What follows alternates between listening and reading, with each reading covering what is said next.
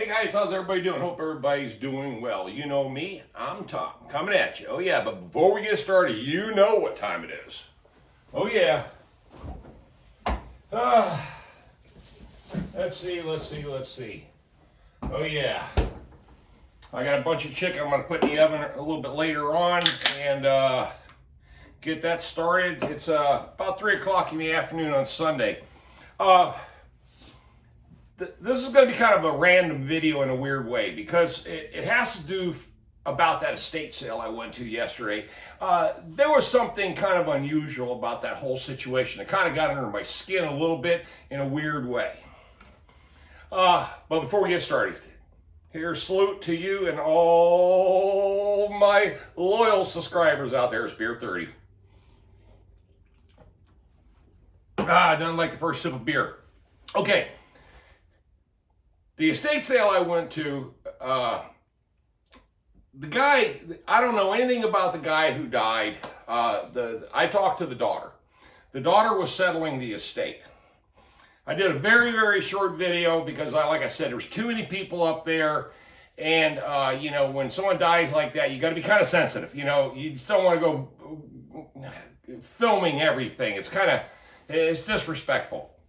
But it kind of made me think of my scenario, and probably a lot of you other people's scenario out there too, when it comes to death in the family and distribution of properties and wills and just estate planning, that whole thing.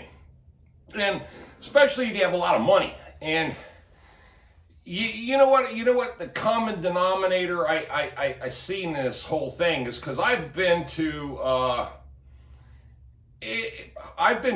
dozens and dozens of estate sales where there's a death in the family, okay?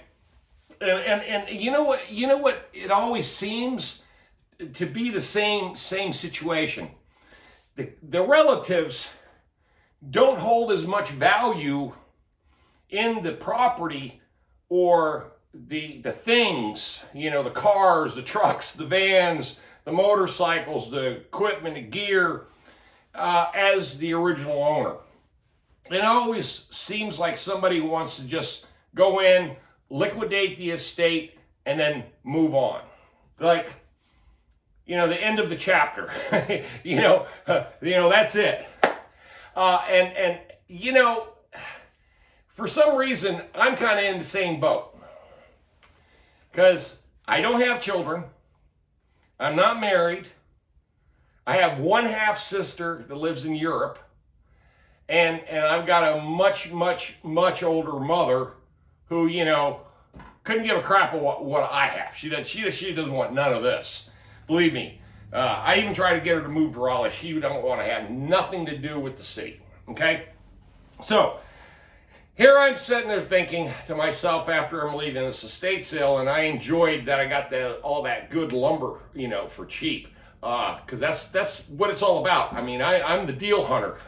I'm not there to criticize what's going on, but I reflect on the situation every time I go to one of these types of sales, because I say to myself, God, all this stuff we accumulate, to somebody else, it means nothing.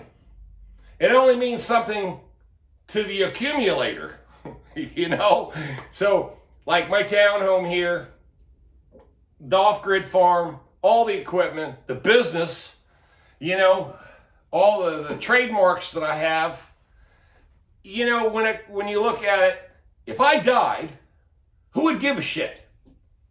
No one. That would be the whole point. No one. Except you guys. But I know there's a couple of you who say, I wish this old fucker would just go ahead and die so he can move on to somebody else's YouTube channel. Not going to happen, boys and girls. I'm sticking around for a long time. But you never know.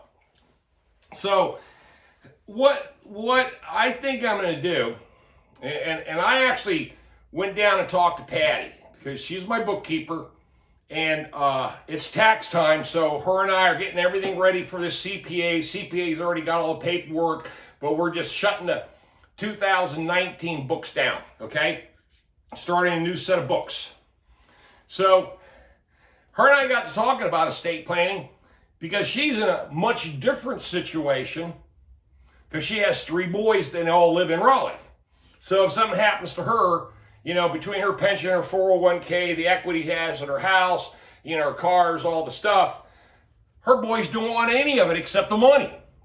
They couldn't care less about the house, couldn't care less about anything else. And she got to that realization that she'd be in the same situation as I would be in the same situation. That all this wealth accumulation will absolutely mean nothing to anyone else except the liquidated part, when you liquidate it, okay? When it becomes money, the green. Then if you got a $100,000 life insurance policy, you got Social Security, survivor benefits, things like that, then people need a living will, okay? I don't have one. So if I die, I'll give everything to the Eflin Fire Department or something like that. I don't know. But the whole point is that I too, being 62 years old, need to start thinking about that. Do I want everything I've put together, and if I live another 10, 15, 20, 30 years, down the road, who am I going to give all this shit to, and who cares, and who would want it anyway, right? So these days, the young generation, they really don't care about what, the older generation has. So in other words, there's no one interested in your stuff except you. So with that in mind, I kind of slept on that last night, and I woke up today kind of, scratching my head a little bit and thinking, well, maybe I ought to just sell everything and party my ass off, travel around the world until I die. But what happens if I don't? And I'm broke. So that's the other moral of the story. You gotta live halfway decently. Hold on. Safety, security, safety net, financial safety net, all that. So, every day you wake up, you're okay. But I'm going to tell you right now, boys and girls, it makes you pause, and think about the possibility of the future. What's going to happen to all your stuff. The money, the state can come in and take it if you don't have a will. Then it's all locked up. And the attorneys come involved, trying to get a hold of any next of kin. And then basically the attorneys start getting all of your stuff. And, so it's a real interesting topic. Not one that I really dwell on a lot. To be honest with you, I really don't dwell on this a lot. Because me, personally, I'm kind of a knucklehead when it comes to this kind of stuff. I just keep thinking, every day I wake up, I'm ready to rock and roll, blah, blah, blah, blah, blah. But what's funny? The girl that I was talking to yesterday at the estate sale, I said, how old do you think I am? When I told her 62, she couldn't believe it. She goes, God, you look really young for your age. And I said, but you know what? It doesn't matter what you look like, what you feel like. One day, it's all going to come to an end. So with that in mind, that one day it'll all come to an end for all of us. How do you want to be remembered? Do you want to be remembered for your stuff? Or how large your bank account is? Or something that you've done positive for the community? What do you want to be remembered, and how do you want to be remembered? Okay? So I suppose it's just something on my mind. I thought I'd share it with you. Give me your feedback on this. What do you guys think about this type of topic? I know estate planning is important. I know having a will is important. And I know having a legacy is important to some. But give me your thoughts on it. Go ahead and comment. Tom out of here. Y'all be blessed.